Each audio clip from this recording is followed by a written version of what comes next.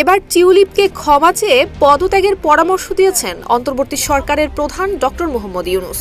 ফেরত দিতে বলেছেন অবৈধ সম্পত্তি। ব্রিটিশ সরকারের দুর্নীতি দমন মন্ত্রী হয়েছেন টিউলিপ এবং তার পরিবারের বিরুদ্ধেই দুর্নীতির অভিযোগ উঠেছে। এর চেয়ে হাস্যকর আর কিছু হয় না, এমন মন্তব্য করেছেন প্রধান উপদেষ্টা। টিউলিপ ইস্যুতে যখন ব্রিটিশ মন্ত্রিসভায় তোলপাড়, ঠিক তখনই বাংলাদেশের সরকার প্রধানের এই মন্তব্য উঠে এসেছে আলোচনার শীর্ষে। অন্তর্বর্তী সরকারের প্রধান ডক্টর মোহাম্মদ ইউনূস বলেছেন, শেখ হাসিনার স্বৈরাচারী শাসনামলে ব্যাপকভাবে লুটপাটের মাধ্যমে টিউলিপ সিদ্দিক এবং তার পরিবারকে দেয়া সম্পত্তি ভোগ করার জন্য টিউলিপের ক্ষমা চাওয়া উচিত। তিনি লন্ডনে যেসব সম্পত্তি ব্যবহার করেন সেগুলোর তদন্ত হওয়া দরকার। যদি প্রমাণিত হয় যে তিনি এসব সম্পত্তি সম্পূর্ণই ডাকাতির মাধ্যমে অর্জন করেছেন, তাহলে তা ফেরত দেওয়া উচিত। সম্প্রতি ঢাকায় সরকারি বাসভবন যমুনায় প্রভাবশালী ব্রিটিশ সংবাদ মাধ্যম সানডে টাইমসকে দেয়া এক সাক্ষাৎকারে এসব কথা বলেন তিনি। নোবেলজয়ী এই অর্থনীতিবিদ আরও বলেন, ব্রিটিশ সরকারের ট্রেজারি এবং সিটি মিনিস্টার হিসেবে আর্থিক দুর্নীতি মোকাবেলার দায়িত্বে থাকা টিউলিপ সিদ্দিকের লন্ডনের বাড়িগুলো অর্থ আত্মসাতের মাধ্যমে তৈরি করা কিনা তা তদন্ত হওয়া উচিত।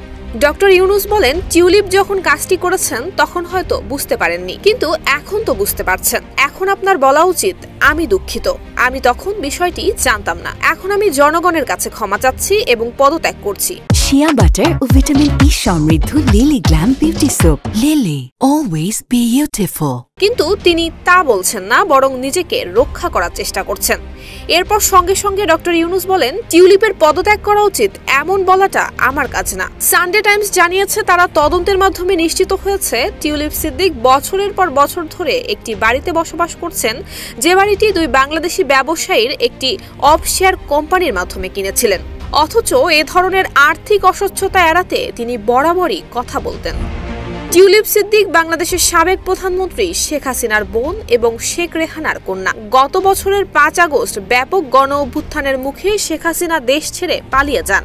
ভারত পালানোর আগে অভ্যুত্থান ঠেকাতে তিনি শত শত মানুষকে পুলিশ বাহিনী দিয়ে হত্যা করেছেন বলে অভিযোগও রয়েছে। তার বিরুদ্ধে মানবতা বিরোধী অপরাধ, জোরপূর্বক গুম এবং দুর্নীতির অভিযোগ রয়েছে। শেখ হাসিনার শাসনামলে রাশিয়ার সঙ্গে বাংলাদেশ সরকারের পারমাণবিক শক্তি চুক্তিতে টিউলিপ মধ্যস্থতা করেছিলেন এবং আর্থিকভাবে উপকৃত হয়েছিলেন। তার দুর্নীতির অভিযোগ তদন্ত করছে বাংলাদেশ দুর্নীতি দমন কমিশন। তবে দুর্নীতির এই বিস্তর অভিযোগ বরাবরই অস্বীকার করেছেন শেখ হাসিনার ভাগ্নি টিউলিপ সিদ্দিক।